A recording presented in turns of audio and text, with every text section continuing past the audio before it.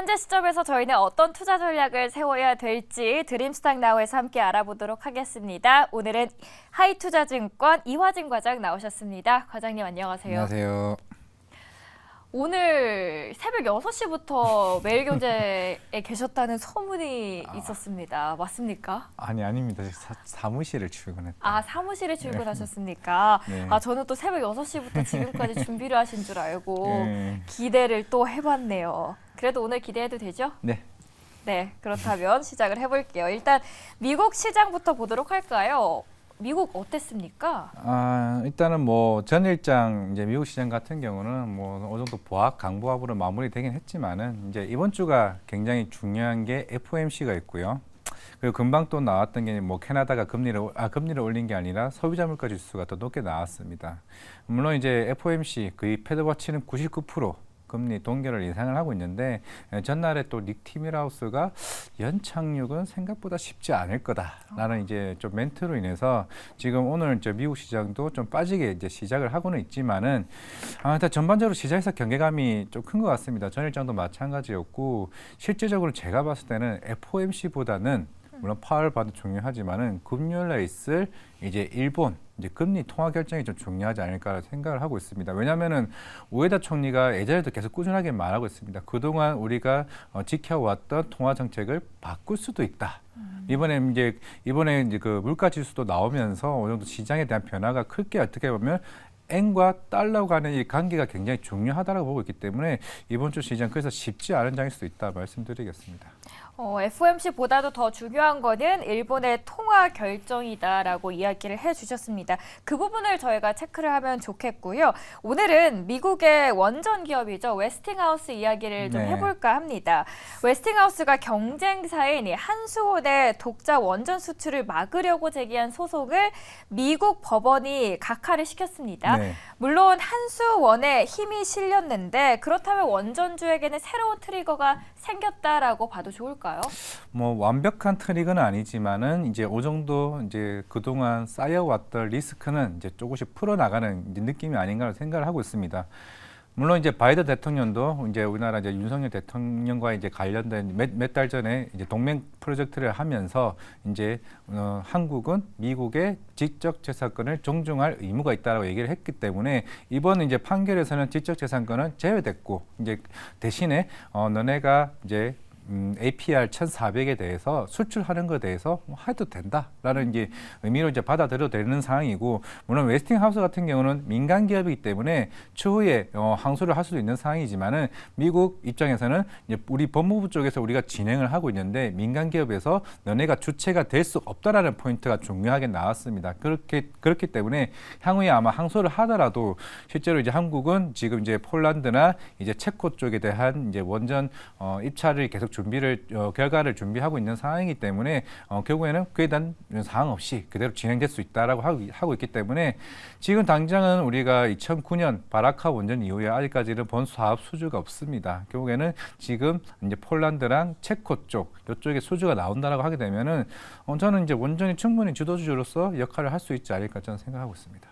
그래서 오늘 원전주들이 힘을 받았고요. 뭐 BHR 그리고 두산 에너빌리티도 많은 상승을 이뤄냈습니다. 그런데 좀 걸리는 게요. 이 소송 각하만으로는 완전히 문제가 해결이 됐다라고 보기에는 좀 어려울 것 같거든요. 아직까지 남아있는 과제들이 많을 것 같은데 거기에 대해서는 어떻게 보십니까? 지금 이제 윤석열 대통령도 지금 이제 미국에 지금 가고 있는 상태고 최근에 TDK 원전 1차를 누가 땄냐 그러면 중국이 해냈습니다. 물론 중국도 원전에서 강한 나라입니다. 지금 중국과 러시아가 손을 잡고 있고 지금 우리나라는 미국과 지금 손을 잡아야 되는 상황입니다. 그만큼 이제 영국도 있고 체코, 사우디, 이집트 지금 작년부터 이제 러시아 사태로 인해서 지금도 유가가 지금 91달러 올라가고 있는데 그만큼 원전에 대한 수요가 빠르게 진행이 될 수가 있는 상황입니다. 그렇기 때문에 우리나라 같은 경우도 이제 폴란드 퐁티누프 관련된 그 하반기 발주 그 원전 관련 이슈를 빠르게 진행이 돼야 되는 상황에서 그래서 오늘 중요한 게 이게 떨어졌다 생각을 하고 있고 그러면 웨스팅하우스와 국내 한수원과의 관계를 제가 봤을 때는 이제 바이든 대통령과 윤석열 대통령이 빠르게 지금 하회시켜줘야 되는 그렇게 만약 그 상황이 급진전된다라고 하게 되면은 그런 동맹 관계로서의 원전의 수출이 본격적으로 나오지 않을까. 결국은 지금은 우리 둘이 싸울 때가 아니라 중국을 견제해야 할 때라 좀 생각을 하고 있는 상황이라서 좀 하반기 그리고 내년 상반기까지 지금 1차 결과가 좀 많이 남아 있는 상황이기 때문에 조금 주목할 필요가 있다 말씀드리겠습니다. 입찰 결과까지는 아무래도 시간이 좀 걸리고 있기 때문에 지금 우리 둘이 싸우기보다는 중국 쪽을 더 신경을 많이 쓰자라는 의견을 제시를 해주셨고 그렇다면 앞으로 원전주들은 주가가 더 밝을 수 있다라고 보시는 거죠? 충분히 볼 수 있고 이미 2009년도에 바라카 원전 본사업을 아랍에미리트에 따고 나서부터 주가가 2년 동안 5배씩 갔습니다. BHI나 한전기술이나 그런 점을 감안을 했을 때 물론 원전이 삽을 뜨기 시작하면 보통 한 10년에서 15년 정도는 걸리긴 합니다. 물론 각 회사마다 그걸 매출을 인식하는 종목들이 다 다르긴 하겠지만은 결국에는 그런 현금에 대한 흐름이 그걸 10년 미래에 대한 10년을 미리 이제 할인을 땡겨서 주가가 이제 올라갈 수가 있기 때문에 결국에는 본사업 수주 따는 게 중요하지 않나라고 생각하고 있습니다. 네, 앞으로 전망을 굉장히 밝게 제시를 해주셨습니다. 저희가 본격적으로 이슈 들어가기 전에 프리마켓 시장 어떤지부터 네. 좀 보고 가도록 할게요.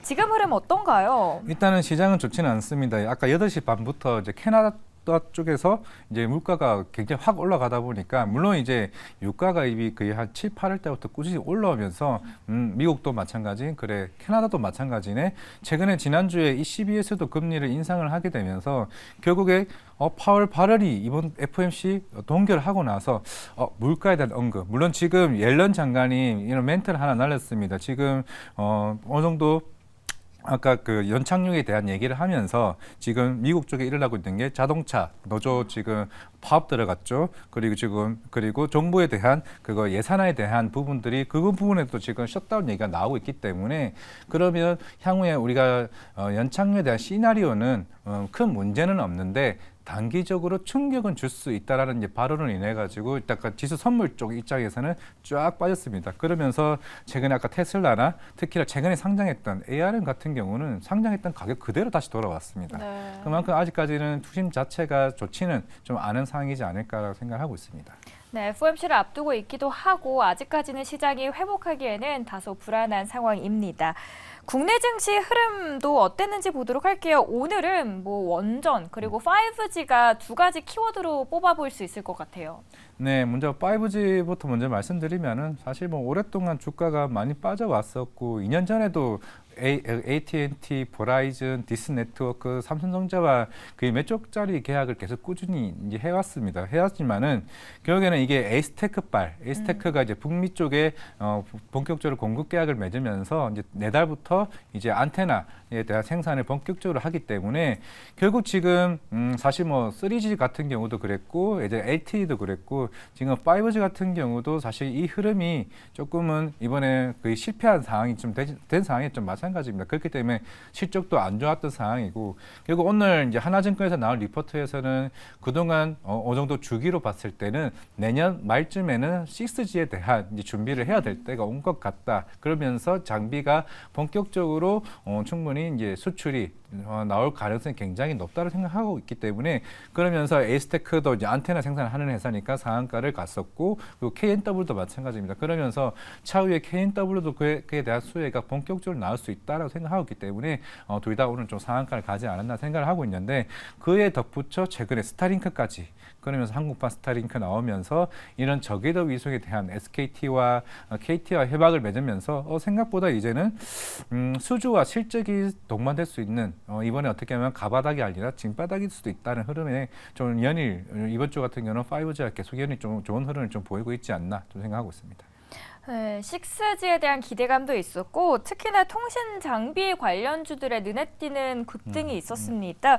왜 그런 거였을까요? 그 이유가? 물론 이제 그동안은 이제 많은 수주를 받았었지만은 일본도 마찬가지였고 실제로 5G를 안테나를 설치를 했는데 실제로 대부분 다른 국가들은 LTE와 5G를 혼용으로 이제 쓰고 있었기 때문에 실제로 그에 대한 트래픽에 대한 문제가 계속 꾸준하게 나오게 되면서 시간은 흐르고 흘러서 그냥 6G로 이제 넘어가는 그만큼 최근에 인공지능이나 이런 AI 같은 흐름들이 계속 시장에 팽배하다 보니까 그걸 트래픽을 좀 못 따라가는 현상이다 보니 어느 정도 장비에 대한 그런 흐름이 좀 안 좋았다. 실적도 안 좋았고 그래서 이제 6G로 새롭게 또 이제 통신주에 대한 흐름이 좀 뒤바뀌지 않을까라고 생각을 하고 있습니다. 이런 와중에 지금 정부에서는 우리가 한국판 스타링크를 만들겠다라고 나서고 있습니다. 뭐 2030년까지 무려 4,800억 원을 투입하겠다라고 발표를 했습니다. 관련주들 저희가 좋게 봐도 좋을까요, 그러면? 충분히 뭐 일단은 뭐 스타링크가 이제 본격적으로 이제 기간 사업자로 이제 선정이 준비를 지금 하고 있는 상황이고 물론 이제 AP위성 같은 경우는 이제 아랍에미리트의 뚜라야 이제 회사와 최근에 공급 계약을 맺었죠.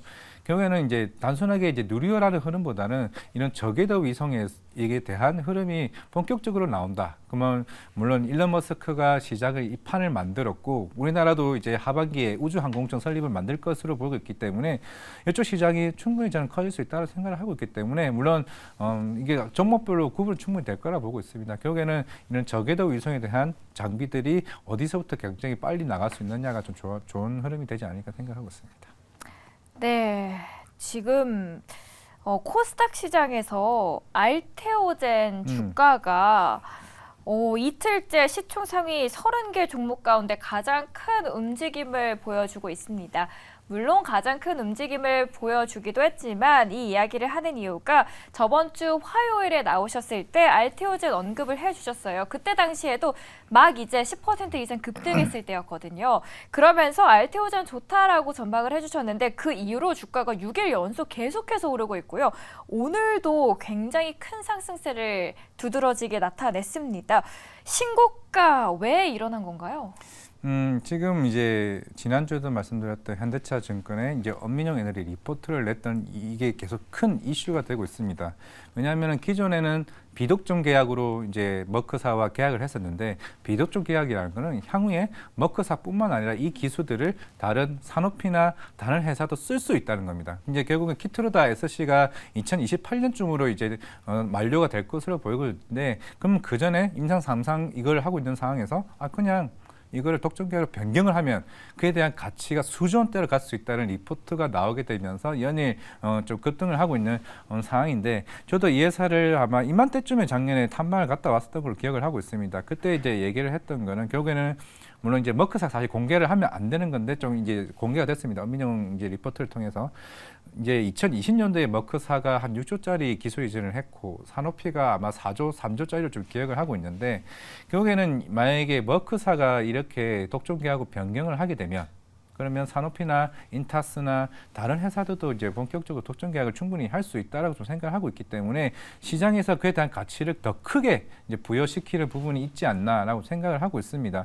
물론 오늘 오전에 나왔던 이슈는 머크사가 알테오젠이 매각을 해서 머크사에 인수한다는 이슈가 나오게 되면서 주가가 더 가파르게 올랐는데 이게 부정 아니다라는 소식이 나왔음에도 불구하고 빠졌다가 다시 이제 강한 상승 흐름이 나왔습니다. 그만큼 머크사가 독점 계약을 변경하게 되었을 시 그만큼 그 가치가 굉장히 크다는 점이 추가적인 상승이 나왔고 최근에 외국인 흐름이 좀 굉장히 좋았다는 점을 좀 지켜보면 되지 않을까라고 생각을 하고 있는데 결국 다음 달에 주주 간담회가 있습니다. 알테오젠 주주 간담회가 있기 때문에 그리고 여기서 많은 간담회에서 나오는 이슈들이 시장에서 더 큰 힘을 받지 않을까 생각을 하고 있습니다. 네, 알테오젠 그렇다면 굉장히 많이 올라갔잖아요. 네. 그러면은 저희가 좀 차익 실현을 꾀하고 나오면 좋을까요? 아니면 지금도 주가 전망이 아직까지 갈 길이 멀다라고 보실까요? 뭐 이거는 제 의견은 아니지만은 엄민영 애널의 어제 그 발언에 의하면은 실제로 한로자연 가치가 지금 7조입니다. 시가총액이. 그리고 알테오젠 같은 경우는 3.5조에서 오늘 좀 오른다 쳐도 한 3.8조인데 실제로 한로자연과 똑같은 현금 흐름을 발휘할 수 있다고 그러면은 지금 거의 14만 원, 지금 7만 5천 원인가 7만 8천 원 좀 기억을 하고 있는데 14만 원까지 갈 수 있다라는 이 발언이 어떻게 보면 시장에서 좀 더 강한 힘을 좀 보여줄 수 있지 않을까라고 생각하고 있는데 단기적으로 좀 급등했던 부분은 충분히 좀 부담될 수 있다. 근데 하지만은 주가가 빠지게 되면은 저는 충분히 담을 매력이 있다라고 좀 말씀드리겠습니다. 지금 당장은 좀 고가에 있어서 들어가기 부담스러울 수 있지만 조금 내려온다면 그때는 다시 투자 매력도에 있어서는 더 매력적일 수 있겠다라고 이야기를 해주셨습니다. 오늘 이제 뭐 알테오젠 이야기를 해주시긴 했지만 네. 원전 관련해서 전망 좋다라고 저희가 오프닝에서도 계속 이야기를 나눴어요. 혹시 좀 유망하게 보시는 기업들 있으신가요? 일단은 뭐 두산 에너빌리티 같은 경우는 이제 SMR 원전, 이제 소형 원전 같은 경우는 일반적으로 5년 정도밖에 기간이 안 걸립니다. 그만큼 현금 흐름이 더 빠를 수도 있다는 거. 그리고 최근에 이제 북미와의 그 관련된 공급 이슈도 충분히 나올 수 있다라고 생각을 하고 있고, 물론 각 회사마다 상황은 다르긴 하지만은 지금 영국도 마찬가지고, 그리고 독일도 어느 정도는, 독일은 이제 원전을 한다는 얘기는 안 했지만 예전에 메르켈 총리부터 시작을 해서 지금 시장이 자기네들은 워낙 지금 힘든 상황이고 이제 워낙 PNG에 대한 파이프라인이 굉장히 줄어든 상황이기 때문에 에너지 위기가 아무리 좀 감축됐다 하더라도 어느 정도 원전에 대한 이슈도 충분히 있다라고 생각을 하고 있기 때문에 이집트, 사우디 그리고 이런 다양한 체코, 폴란드 쪽에 소식이 나온다 그러게 되면은 지금 실적이 중요한 것 같지는 않습니다. 제가 볼 때는 그 중에서는 물론 탑픽은 두산 에너빌리티 가 될 것으로 보이고 있지만은 한전 기술 그리고 우진 이런 종목들도